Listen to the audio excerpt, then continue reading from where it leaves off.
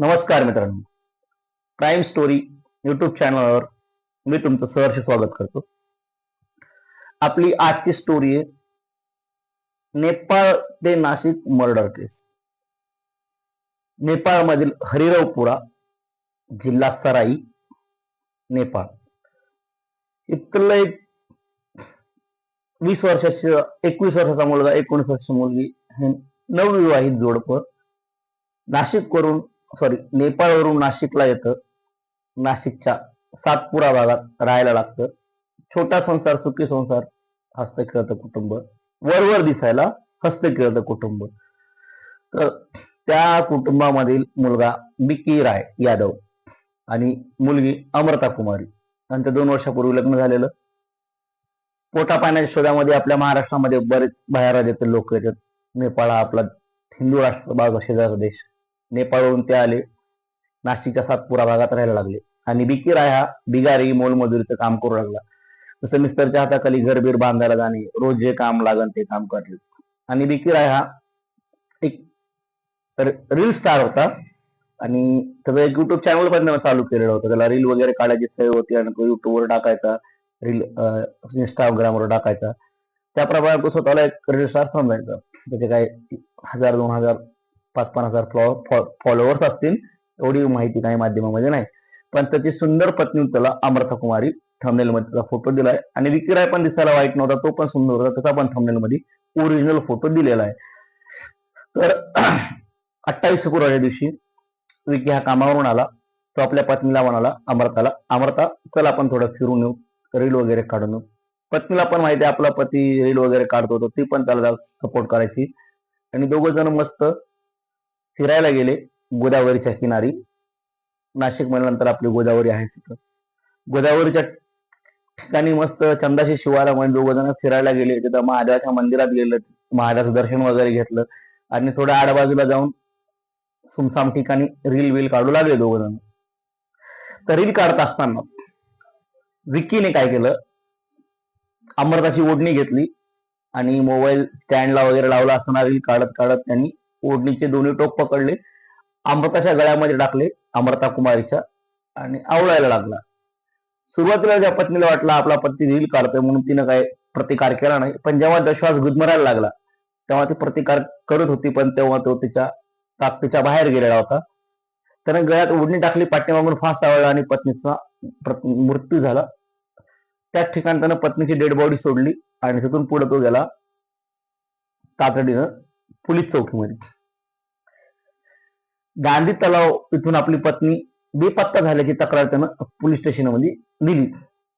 त्याप्रमाणे पोलिसांनी 24 घंट्यानंतर कुठलाही 18 वर्ष प्लस जर माणूस माझ्या माहितीनुसार 24 तास घरी नाही आला तर त्यानंतर त्याची बेपत्ता होण्याची तक्रार लिहिल्या जाते. त्याप्रमाणे पोलिसांनी 24 घंट्यानंतर त्यांच्या पद्धतीनं तपास चालू केला. यात काही माहिती माझी पण चुकत असेल तर योग्य ती तुम्ही कमेंटमध्ये करा. तुमचं सहर्ष स्वागत करेन मी. तर त्यांनी कंप्लेंट दिली पोलिसांनी. 24 तासानंतर तपास चालू केला, पण 3 दिवस पत्नीचा काही पत्ता नाही लागला. 28, 29, 30, 28च्या नंतर 28 फेब्रुवारीला महिना संपला. 1 मार्च, 2 मार्च, 3 मार्च.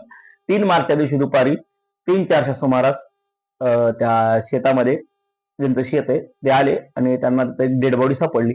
त्यांनी पोलिसांना कॉन्टॅक्ट केला की बाबा आमच्या शेतामध्ये अशानाची डेड बॉडी आहे एका मुलीची, कोणाची माहित नाही. मुलीचे कपडे घातले. तातडीनं पोलीस टीम तिथं हजर झाली. बॉडीचा पंचनामा वगैरे झाला, पण बॉडी अशी कुजून गेली की तिला दवाखान्यात नेऊन पोस्टमॉर्टम करणं मुश्किल होतं. मग पोलिसांनी काय केलं, त्या बॉडीचं फॉरेन्सिक टीमने दुसऱ्या दिवशी येऊन 4 तारखेला येऊन तिचं जागेवर पोस्टमॉर्टम वगैरे केलं आणि बाकीच्या तपासासाठी सगळं रिपोर्ट पोलिसांना सादर केली की हिचा गळावरून मृत्यू झालाय. तर त्याप्रमाणे पोलिसवाल्यांनी आपला शोध चालू केला. मग त्यांनी आजूबाजूच्या पोलीस स्टेशनला चौकशी केली, कोणा लेडीची मिसिंग तक्रार आहे का. तर गांधी तलाव ह्या एरियात म्हणे एका लेडीची मिसिंग तक्रार आलेली ते त्यांना कळालं. त्याप्रमाणे त्यांनी विकी रायला बोलवून घेतलं की बाबा ही तुमची पत्नी आहे का, तपास करण्यासाठी, असेल तर पुढची काही कारवाई करण्यासाठी. त्याप्रमाणे विकी राय आला आणि त्या अमृताच्या हातावर विकी प्लस अमृता असं लिहिलेलं होतं. लाल कलरचा टॉप घातलेला होता आणि लाल कलरची पॅन्ट घातलेली होती. त्याप्रमाणे त्याने बॉडीची ओळख करून घेतली. पण त्याच्या चेहऱ्यावरचे जे हावभाव आहे, फेस रिडिंग हे पोलिसांना चांगल्या प्रकारे जमलं.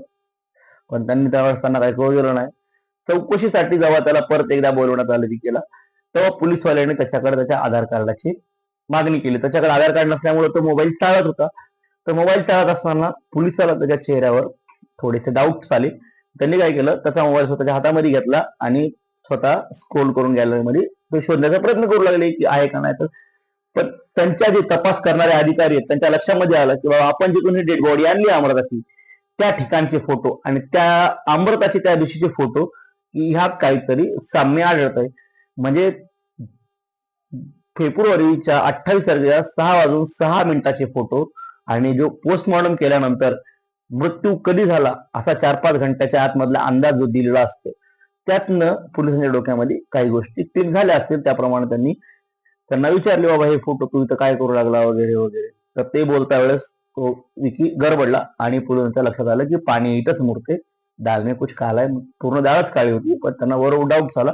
मग तेव्हा पोलिसांच्या गोष्टीमध्ये जे बोलण्यामध्ये विकी राय जो पोलिसांना उत्तर देता त्यामध्ये आणि पोलिसांना जे माहिती पाहिजे होती त्यामध्ये पोलिसांना बऱ्यापैकी तफावत आढळून आल्यामुळं पोलिसवाल्यांनी विकीला तिथे घेऊन गेले आणि थोडंसं पोलीस खाक्या दाखवल्यानंतर विकीने आपला गुन्हा कबूल केला आणि त्याने सांगितलं की मीच माझ्या पत्नीचा थंड डोक्याने खून केला.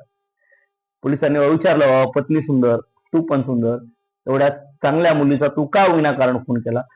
त्याच्या डोक्यामध्ये राग होता की आपल्या सासऱ्यांनी आपल्याला लग्नामध्ये हुंडा नाही दिला. हुंडा नाही दिला म्हणून त्यांनी 2000 किलोमीटर वरून नेपाळमधून महाराष्ट्रामध्ये कमवायला आला. त्याच्या जीवावर ही पत्नी आली, विश्वास ठेवून त्याची पत्नी जीव लावणारी, ते त्याच्या मुलाची आई होणार होती. तर निर्गुणपणे आपल्या पत्नीचा आणि पोटातल्या 6 महिन्याच्या बाळाचा खून करून टाकला. काहीतरी लॉजिक या गोष्टीला, थोडी दया माया. अरे हुंडा त्याला किती दिवस गेला असता, 5 लाख 10 लाख, 10 लाख तर नसल दिला. 10 लाख जर ऐकत द्यायचे असेल तर एवढ्याला आले नसते जग मारायला कमवायला. लाखभर 50,000 रुपये, 5-50,000साठी त्यानं सुंदर पत्नीचा त्यानं खून करून टाकला. त्यानं सांगितलं की बाबा माझ्या पत्नीला मारून टाकलं, हुंडा नाही दिल्यामुळे, क्षुल्लक कारणावरून त्याने पत्नीला मारलं. त्यांनी गुन्हा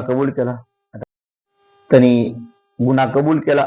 आता पोलीसवाले त्यांच्या पद्धतीनं पुढे तपास करत आहेत. तो गेला 10 म्हणजे 20 अजून 15-20 वर्षासाठी जेलमध्ये गेला. काही उपयोग नाही झाला. एक सुंदर जीव मारला त्यानं. तो मारला तर मारला, जन्माला येण्याच्या अगोदर त्याने जीव मारला. तर तुम्हाला ही स्टोरी वाटत असेल चांगली तर एक वेळेस आपल्या चॅनलला सबस्क्राईब, लाईक, कमेंट करा. तुमच्यासाठी नवीन स्टोरी घेऊन मी हजर होतोय पुढच्या भागामध्ये. धन्यवाद.